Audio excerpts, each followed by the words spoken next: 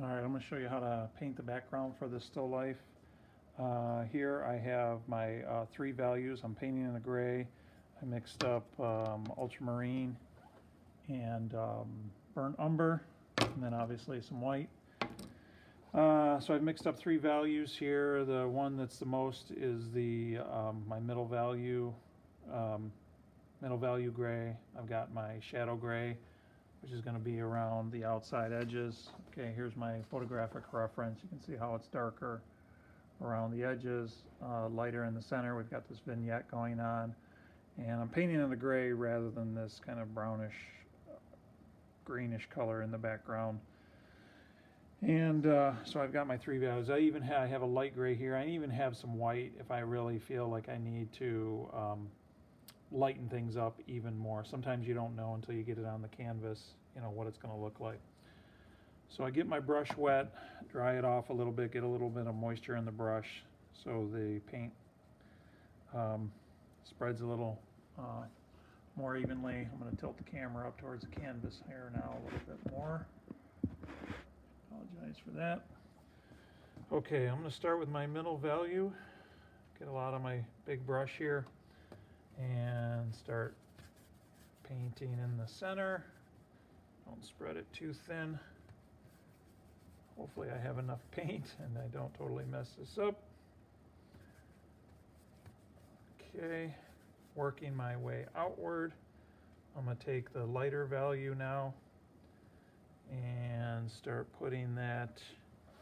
Well, I just shot a video of me painting this, but somehow it didn't save. I must have accidentally hit the wrong button, but when I painted this background, okay, based on this still life, here you can see it's darker around the edges, lighter in the center. And that's what I did, and I had here on my palette mixed up my middle value, a dark value, and then I had a light value, and I even had a little bit of extra white actually squeezed out on there, ready to go. And as it turned out, my middle value wasn't really light enough. I used a lot of my light value in the center area here, and kept making it lighter and lighter. And so what I did, to recap, I'll try to take you through it, even though it didn't record, so I'm kind of doing this after the fact. And this, I don't think the lighting is real good. Let me see if I can adjust the lighting. Maybe I'll take the one light off. Turn that off. Yeah, I think you can see it better like that, darker along the edges, I think.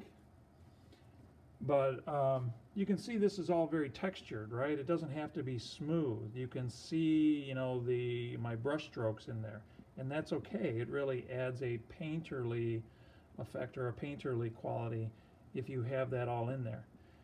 So generally, I started with my middle value here, and I painted kind of like a big circle right in the center, about this much area, and then I really started going in with my light value, took my light value and started painting that into the center and working real quick, like X pattern, X pattern, X pattern, back and forth, with the wrist going like this.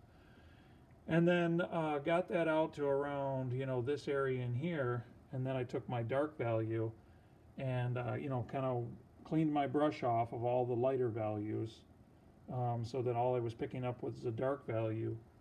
Put the dark value in here, grab some more of the dark value, put some in here, put some in here. I didn't let it touch the other area at first. I just put in dark value, dark value, dark value, dark value. And then I came in and then I started blending the two areas, working this area, and I kind of had to spread it across here as well a little bit on top. And then I started blending the two areas, came in and blended the edges. So I had this lighter gray in here and this darker gray around the outside, and they weren't really touching. And then I took and I started blending, working my way around, doing these little tiny X patterns back and forth, blending it all the way around till they were, there's this gradation between the two.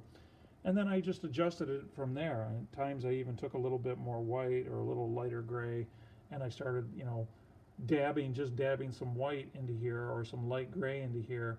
And then obviously after I got done with the dark gray, I cleaned my brush before I went into the light gray, and then I dabbed the light gray in here, and then I just started spreading that light gray around, kind of working from the center, working in here, and then gradually working out around the edge like that. And it's okay, like I said, it's okay. You can see all the swirl marks and everything in there, and that, like I said, it adds this kind of interesting effect.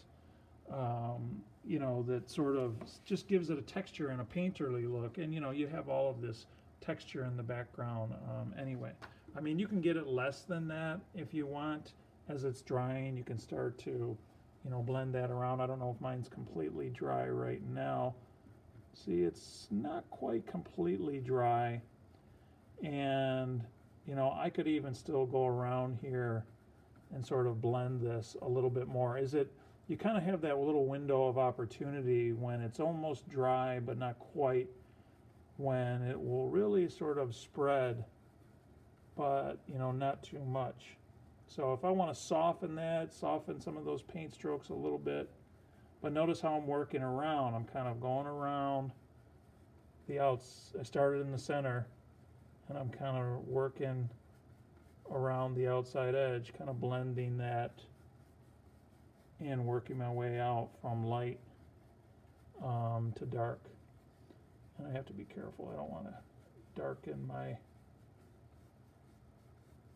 lighten my dark areas too much, but there's still a little bit of moisture in there where I can still sort of spread things around a little bit, but I have to be careful. You have to be careful you don't have too much water on the brush, and you don't have, sorry, I'm trying to hold my iPad and do this at the same time. I wasn't really planning on filming me painting because I really thought I was done painting, and all of a sudden I realized, you know what, that's still got some moisture in there.